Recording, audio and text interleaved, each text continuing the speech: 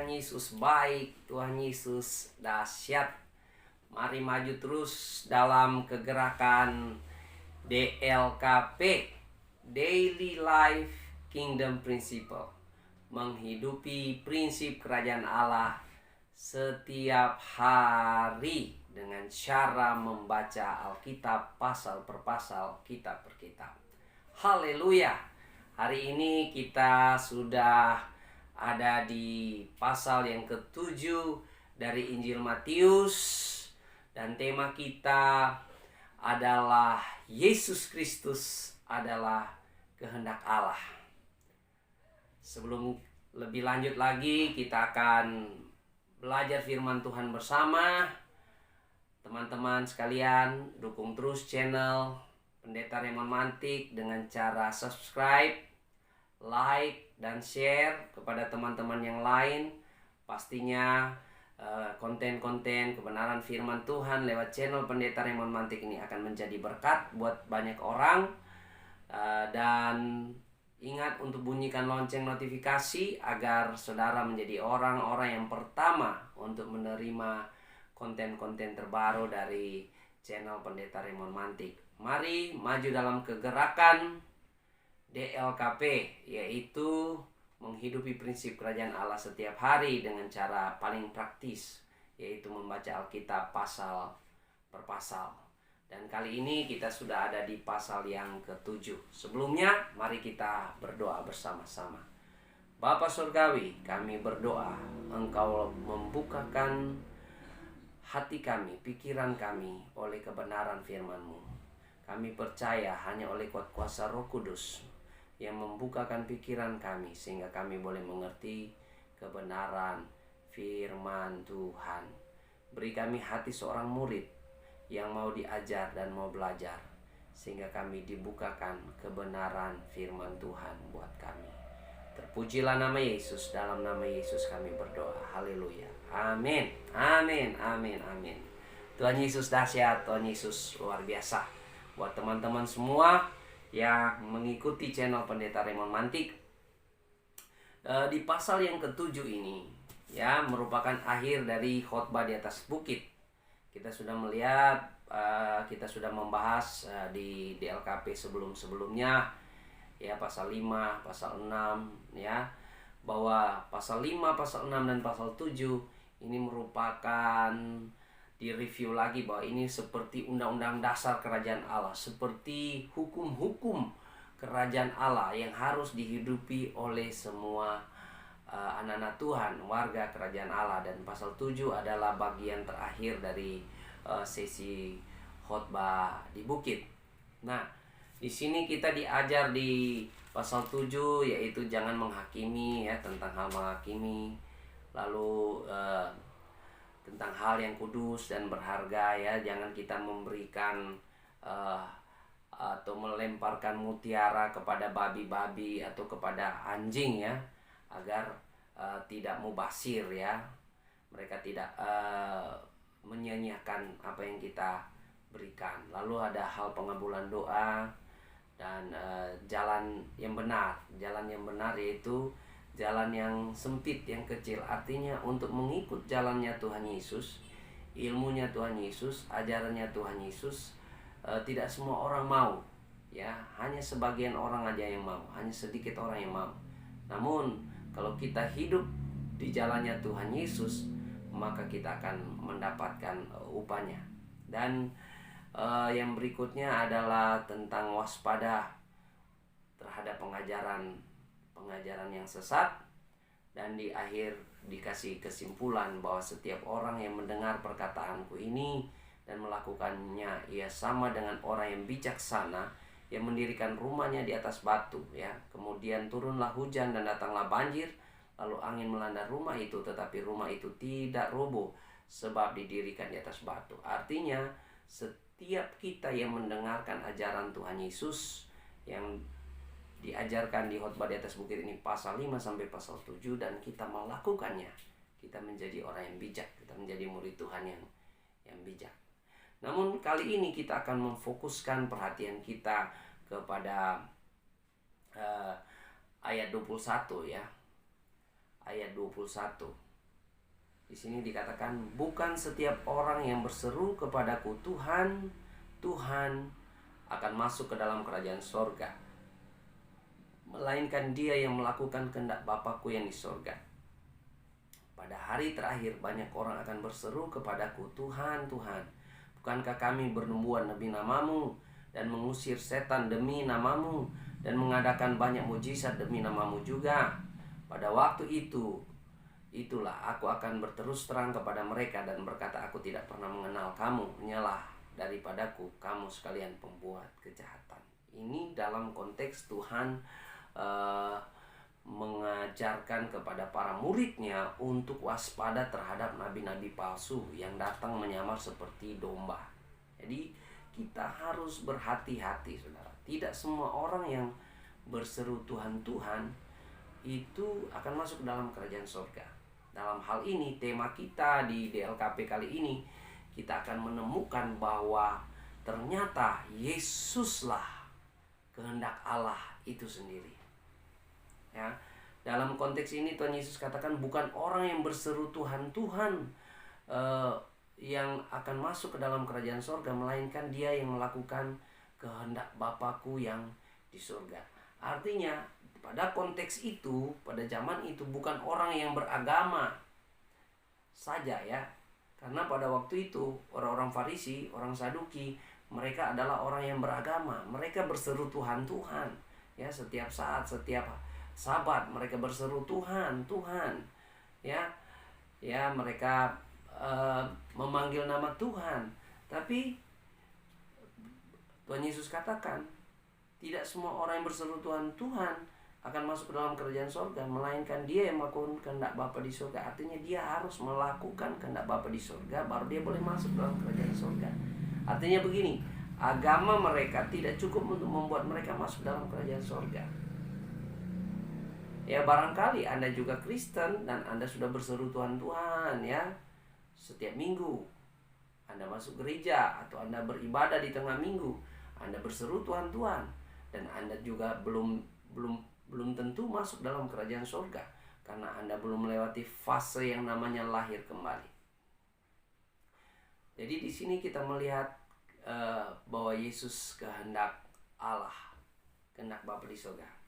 Barangkali kita memahami kehendak Bapa di surga ini dalam pengertian moral, ya, bahwa melakukan hal yang baik, tidak membunuh, tidak berdusta, jujur dan sebagainya, itu adalah kehendak Allah di surga. Kebaikan secara universal merupakan kehendak Tuhan di surga. Namun dalam konteks ini, apakah yang dimaksudkan oleh Yesus bahwa orang yang melakukan kehendak Bapa di surga? Ya, mari coba kita melihat di komparasi atau perbandingan di Injil yang lain ya, di Injil Yohanes pasal pasal 6 mulai dari ayat 28. Lalu kata mereka kepadanya, apakah yang harus kami perbuat supaya kami mengerjakan pekerjaan yang dikehendaki Allah? Jawab Yesus kepada mereka, inilah pekerjaan yang dikehendaki Allah, yaitu hendaklah kamu percaya kepada Dia yang telah diutus Allah. Jadi kehendak Allah adalah percaya kepada Yesus, Dia yang diutus Allah. Percaya kepada Yesus. Percaya kepada Yesus, yaitu pribadinya sebagai Mesias, anak Allah yang hidup, sebagai firman yang menjadi manusia. Percaya kepada Yesus, yaitu karyanya, Dia menebus kita dari segala dosa kita dengan cara mati dan bangkit dari antara orang mati, dan naik ke surga dan mengirimkan Roh Kudus buat kita. Dan percaya kepada ajaran-ajaran Tuhan Yesus. Itu artinya percaya kepada Tuhan Yesus. Itu artinya kehendak Bapa di surga. Dan di sini dikatakan, pada hari terakhir banyak orang akan berseru kepadaku, Tuhan, Tuhan, bukankah kami bernubuat demi namamu dan mengusir setan demi namamu dan mengadakan banyak mujizat demi namamu juga? Pada waktu itulah aku akan berterus terang kepada mereka dan berkata, "Aku tidak pernah mengenal kamu. Nyalah daripadaku kamu sekalian pembuat kejahatan." Artinya saudara, Anda boleh terlibat dalam melayani Tuhan, bernubuat, bahkan usir setan, mengadakan banyak mujizat dan sebagainya. Bahkan mungkin Anda sudah berkata, "Oh, kami berkhotbah, kami sudah melayani sebagai gembala, kami sudah memberitakan Injil dan sebagainya." Namun pada akhirnya Yesus berkata, "Aku tidak mengenal kamu." Wow, ini sangat miris. Jangan sampai Anda sudah sekian tahun menjadi Kristen, tapi pada akhirnya Yesus berkata, "Aku tidak mengenal kamu." Kenapa? Karena kita tidak menerima Yesus sepenuhnya. Ya, kita tidak menerima Yesus sebagai kehendak Allah bagi kita, kehendak Allah bagi dunia. Dengan menerima Yesus secara utuh, baik pribadinya, karyanya, dan ajaran-ajarannya. Ya, karena ini saudara, waspada terhadap nabi-nabi palsu yang datang kepadamu dengan menyamar seperti domba, tetapi sesungguhnya mereka adalah serigala yang buas. Dari buahnya lah kamu akan mengenal mereka. Dapatkah orang memetik buah anggur dari semak duri, atau buah arah dari rumput duri? Di luar sana saudara, banyak Yesus-Yesus lain, banyak Injil-Injil lain yang datang atas nama Tuhan. Mereka menyebut nama Tuhan, bahkan mereka menyebut diri mereka nabi dan sebagainya. Namun yang mereka bawa bukan ajaran Yesus Kristus, bukanlah karya Yesus Kristus di atas kayu salib. Ini saudara harus waspada, harus hati-hati. Saudara-saudaraku yang kekasih dalam Tuhan, Yesus itu adalah kehendak Bapa di surga. Dia adalah firman yang jadi manusia. Dia adalah Mesias, anak Allah yang hidup. Kalau kita menerima dia, kita juga harus menerima ajaran-ajarannya. Jadi kalau kita menerima Yesus, maka Yesus itulah kehendak Bapa di surga. Ya, seperti yang dikatakan di dalam Injil Yohanes pasal 6 ayat 28 dan 29 ya. Hendaklah kamu percaya kepada Dia yang diutus, yang telah diutus Allah. Itulah pekerjaan yang dikehendaki Allah, itulah kehendak Bapa di surga. Ya, jadi bukan sekedar dalam pengertian moral yang selama ini kita memahami, melakukan kehendak Bapa berarti saya sudah baik, saya sudah beragama dan sebagainya. Bukan saudara, tapi menerima Yesus, menerima Yesus dalam keutuhannya, ya, sepenuhnya dia manusia, sepenuhnya dia ilahi, ya, sepenuhnya dia insani, sepenuhnya dia ilahi, pribadinya, karyanya, dan ajaran-ajarannya. Saudara harus menerima dalam keutuhan seperti itu, baru Anda dikategorikan melakukan kehendak Bapa di surga. Dan untuk masuk ke dalam komitmen seperti itu, Tuhan Yesus katakan di dalam ayat 12 pasal 7 Injil Matius, "Segala sesuatu yang kamu kehendaki supaya orang perbuat kepadamu, perbuatlah demikian juga kepada mereka. Itulah isi seluruh hukum Taurat dan kitab para nabi. Masuklah melalui pintu yang sesak itu, karena lebarlah pintu dan luaslah jalan yang menuju kepada kebinasaan, dan banyak orang yang masuk melaluinya. Karena sesaklah pintu dan sempitlah jalan yang menuju kepada kehidupan, dan sedikitlah orang yang mendapatinya." Wow. Hanya sedikit orang yang mau berkomitmen kepada jalan yang sempit. Kepada apa saudara? Apa yang Yesus ajarkan. Banyakan orang lebih memilih arus besar karena itu lebih enak, lebih nyaman, lebih tentram ya barangkali ya. Karena apa? Tidak melawan arus ya. Orang yang ikut Yesus, mereka rela berkorban, rela dicibir, rela difitnah, bahkan rela menderita, bahkan teraniaya demi sebuah keyakinan, demi sebuah prinsip di dalam Yesus Kristus. Jadi Yesus Kristus itulah kehendak Allah di surga. Dia firman yang menjadi manusia. Dia Mesias, anak Allah yang hidup. Dia penebus kita dari segala dosa kita. Dia adalah ajaran-ajarannya adalah ajaran hidup yang kekal. Jadi kalau saudara menerima Yesus, saudara ada dalam kehendak Allah di surga, kehendak Bapa di surga. Itu hal yang luar biasa, saudara-saudaraku yang kekasih. Jadi prinsip apa yang kita dapatkan di sini adalah Yesus sendiri itu adalah kehendak Allah. Yesus dengan keberadaannya, dialah kehendak Allah. Oleh karena itu kita yang menerimanya, kita masuk dalam kerajaan surga, ya. Jangan sampai kita sudah bernubuat, kita sudah melayani, bahkan kita berseru-seru Tuhan, Tuhan, ya. Siapakah yang berseru Tuhan, Tuhan? Ya kita orang Kristen. Kita berseru Tuhan, Tuhan. Ya, barangkali ada orang yang sudah berpuluh-puluh tahun berseru Tuhan, Tuhan, tapi dia tidak dapat masuk dalam kerajaan surga. Kenapa? Karena dia tidak menerima Yesus sebagai kehendak Allah dalam kehidupannya. Anda harus menerima Yesus sebagai kehendak Allah dalam kehidupan Anda pribadi-pribadi, barulah Anda akan mengalami kuasa yang membuat Anda masuk ke dalam kerajaan surga. Jangan sampai Anda sibuk dalam pelayanan, Anda saleh dalam beragama dan sebagainya, namun pada akhirnya Tuhan Yesus katakan, "Nyala engkau semua pembuat kejahatan." Oleh karena itu, saudara-saudaraku yang kekasih dalam Tuhan, mari kita menerima Yesus Kristus dalam hidup kita sebagai Tuhan kita, sebagai Raja kita, sebagai Mesias, anak Allah yang hidup.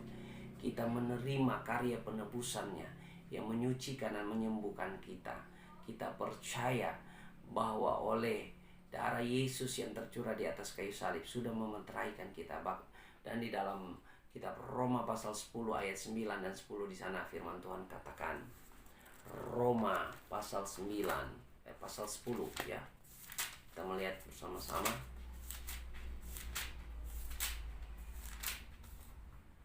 Sebab jika kamu mengaku dengan mulutmu bahwa Yesus adalah Tuhan dan percaya dalam hatimu bahwa Allah telah membangkitkan dia dari antara orang mati, maka kamu akan diselamatkan.